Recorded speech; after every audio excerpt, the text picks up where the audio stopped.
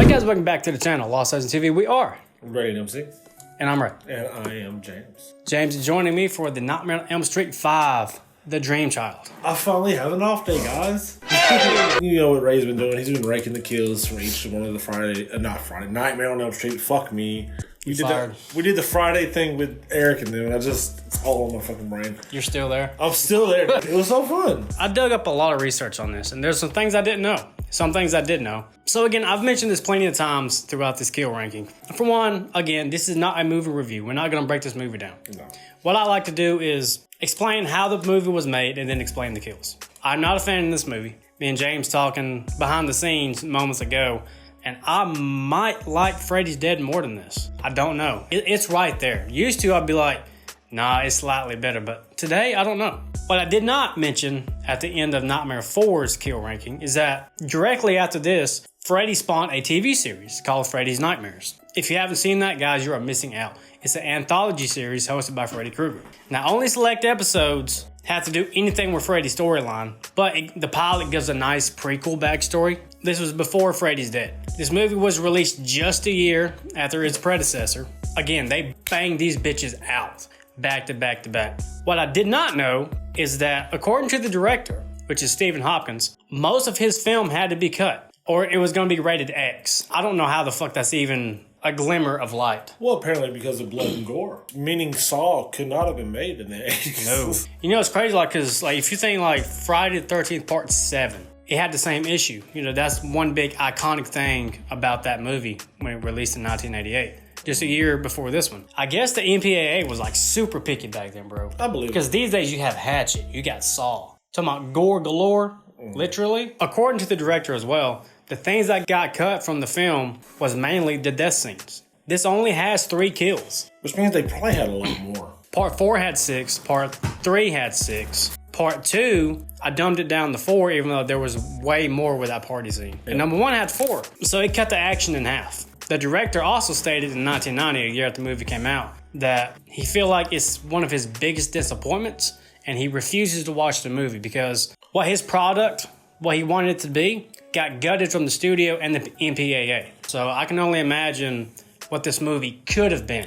That a lot of the budget was cut with everything. The kills, production, the crew, Freddy's makeup, which is my biggest harp on this film. Yeah. He just looks fucking terrible. Yeah, it's not a good look for Freddy. This sequel did make money, just like the rest of them. There's not been a Nightmare on Elm Street film that didn't make money. They all made money. Good or bad, the studio made money. They kept dishing these motherfuckers out. Yeah. This holds about, on any platform, about low 30s. 30%. But man, are you ready to get to these kills? Let's do it. Start us off. Me and James have not discussed our rankings here. Nope. I have mine.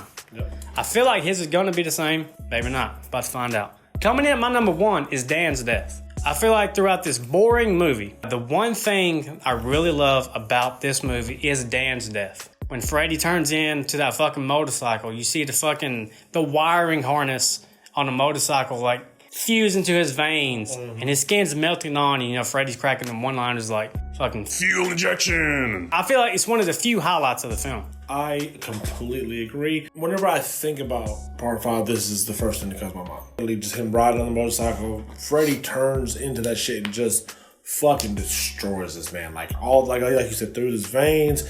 It's horrific. Imagine dying that way. You would have to fall asleep on the motorcycle. Freddy's fucking with you until it's time to hit a tree.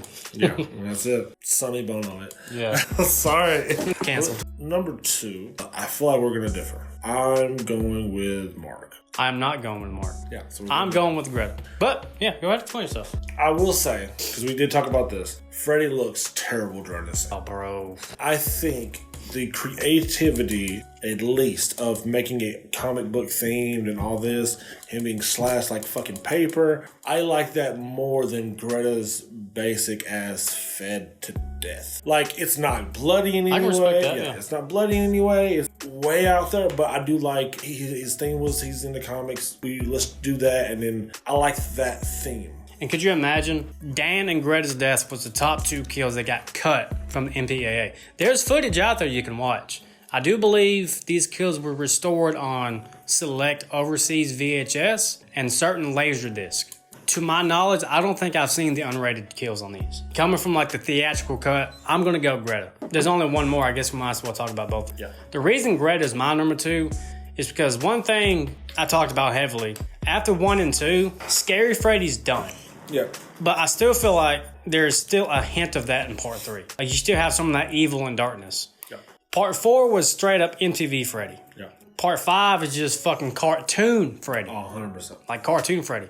And I feel like this was the last death, excluding Dan's, where you had that just slight twisted, methodical sense of humor from Freddy. And like with Mark's death to me, that Super Freddy, it's fucking cheesy to me. It's cheesy as well. It's cheesy. I 100% agree. The only part I do like about that scene is when he gets slashed and the ink, his blood drains out of him. That's what I'm saying. I like that. That's a highlight. Yeah. I just can't get past the whole Super Freddy. And like James said, Freddy looks fucking horrible. Particularly in the scene. Because as much as I harp about his fucked up makeup in this film, on Greta's death, I think Freddy actually looks decent. I wouldn't say great, but I think it looks decent. But in that particular sequence, I'm just like, man, just rip that out of the fucking film. Is it possible that they shot that scene before they cut the budget, like fully on his makeup? There is a clear difference to me. And like, what's worse is even the promotional photos, like, That's Bon appetit, Bon appetit, bitch. It reminded me of that part 3 Freddy. That's why I like it. I get that. So that is our kill ranking, guys. But one thing I want to talk about with this film is, as much as I despise this film, and it's one of the movies that I just do not want to watch, the premise, to me, has always been very intriguing. Think about it. If Freddy can't come back, he finds a way to come back through somebody's baby. Because back in the 80s, they had this big, debate, do babies dream? And if they do, Freddy can enter that world, which is connected to the mother. Yeah. But I think the idea is genius. Like, I really do. I just think the execution is poor. We don't know what Stephen Hawkins, we don't know what his initial idea was. It could have been like that, you know what I mean? But like he maybe had like different things he wanted to do. But because they were like, well, we got to cut this, we had to cut this. He had to kind of like dumb it down. Like, you know what, let's cut this part right here. Let's just make it where he does this. You know what I mean? And I feel like he would, because at the time, Stephen Hawkins, he was really known for his gothic atmosphere in his movies. And you can feel that on set with some of like the cinematography in this film. The premise is cool. Yeah. Freddy's going to find a way to come back. And just imagine your little adolescent baby, if you're a mother, and Freddy's just fucking with it, and eventually he's going to turn to you. In this film, they started introducing kind of like the micro naps, because the baby was dreaming, not the mother. That was cool as well. But they only played with that for like a few seconds. Yeah. Again, I feel like that's another thing that was cut by the studio. Could you imagine being hired to direct this film, like your story that you want to do? Now, at the very end of the project, what you had pitched, what you had in writing to happen, none of that, like only 10% of that made it to the screen. I would walk off. Here's the thing. Just straight up. You don't like this? Cool. I'll go to somebody else who probably will. And that's happened plenty of times. Yeah, and it has. Like, that's the ball game these days. If you don't like it, I'll take it to fucking Lionsgate. Exactly. They'll do it. I'd be willing to modify a few things. You know what I mean? Obviously, you have to be willing to. Can't be like, this is all. This is it, all or nothing. And you got to keep it within the budget. If you want to do something fancy shit like that. Yeah, absolutely. But you're not gonna be like, well, let's change the main character's name, and instead of we're doing this, how about he does this? Like, no, like 80s. I feel like we weren't there like fully, like emotionally or mentally to be like to fight back on that shit, especially with people in power. I would say like even physically. Again, these last 3 films within a year of each other. Bam. 3 different directors. Exactly. It had to have been a clusterfuck, bro. Could you imagine Robert Englund be like, God damn, Yeah. That's what I'm saying. Like, you get 4. No, Robert, sorry, we're going to have you back at like 2 a.m., put the makeup back on. We got to reshoot all this because the studio said, fuck you. After you see the product, like, Steven was like, I don't even want to watch this movie. It's like, God, I get take my name off. Yeah, 100%. Like, that's when, like, the next dude comes like, you know what? I'm not... He's coming in oblivious to that. He's probably like, because that's probably a word didn't spread around and shit. Nowadays, that fucking would have been tweeted and shit. Like, fuck, yeah. Immediately. Look, like, my fucking shit was These like, days, you got leaked scripts. Yeah. If that happens, studios like, guess what? Reshoot the ending. Exactly. We have to.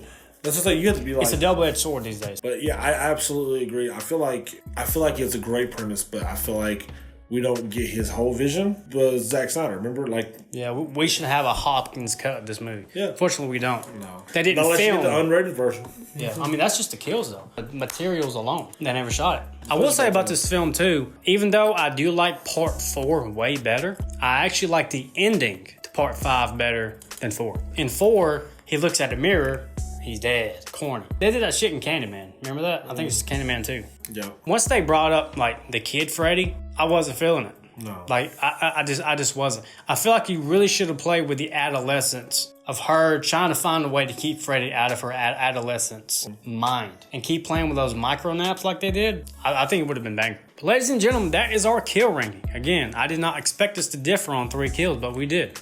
Yeah. But respectfully so. I mean, there's been times we've like went down the line, like, yep, that's it. Yeah. But let us know what you put these 3 kills at. And like always, guys, please like, comment, subscribe. Help us grow as a channel. We appreciate y'all so much. Until next time, guys. Deuce. Adios.